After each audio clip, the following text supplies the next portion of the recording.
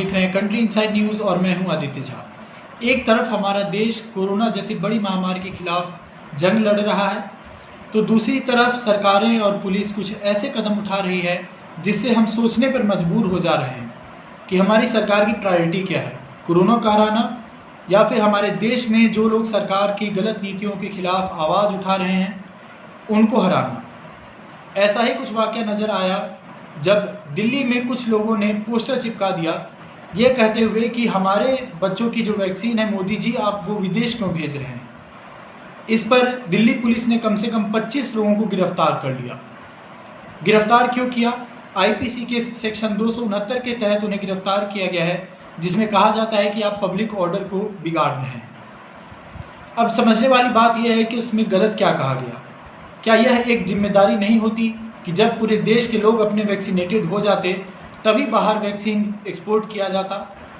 क्या अपने घर में अगर कोई भूखा रह जाता है तब भी आप बाहर के लोगों को खाना खिला देते हैं?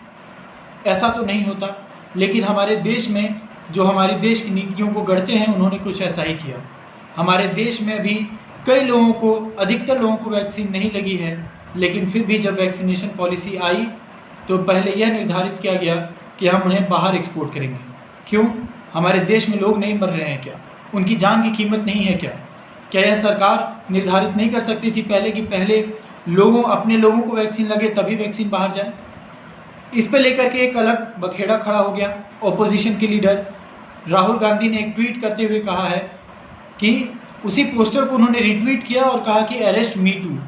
और उसी के साथ साथ ट्विटर पे लगातार कई लोग कांग्रेस से जुड़े हुए, ओपोजिशन के दूसरे पार्टियों से जुड़े हुए और आम नागरिक यह लगातार सवाल उठा रहे हैं, उसी पोस्टर को रीट्वीट कर रहे हैं और कह रहे हैं अरेस्ट मी टू।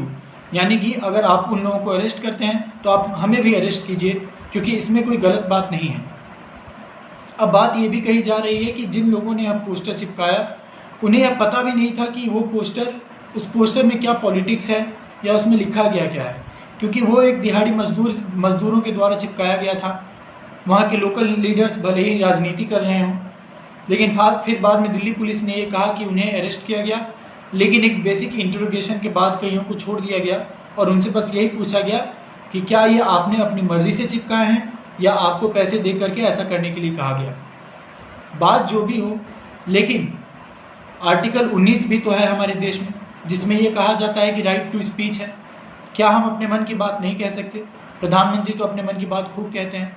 क्या लोगों को अगर लगता है कि उनके साथ गलत हो रहा है, उनके हिस्से की जो वैक्सीन है वो बाहर जा रही है, तो क्या यह खुल के वो बोल भी नहीं सकते? इन सब पर आप सोचिए। हमारा लोकतंत्र है, इसे हमारी जिम्मेदारी है कि हम इसे किस तरीके से चलाएं। देश दुनिया की तमाम खबरों के लिए आप देखते रहिए कंट्री इनसाइड न्यूज़। मैं हूं आदित्य झा। धन्यवाद। मिलते हैं।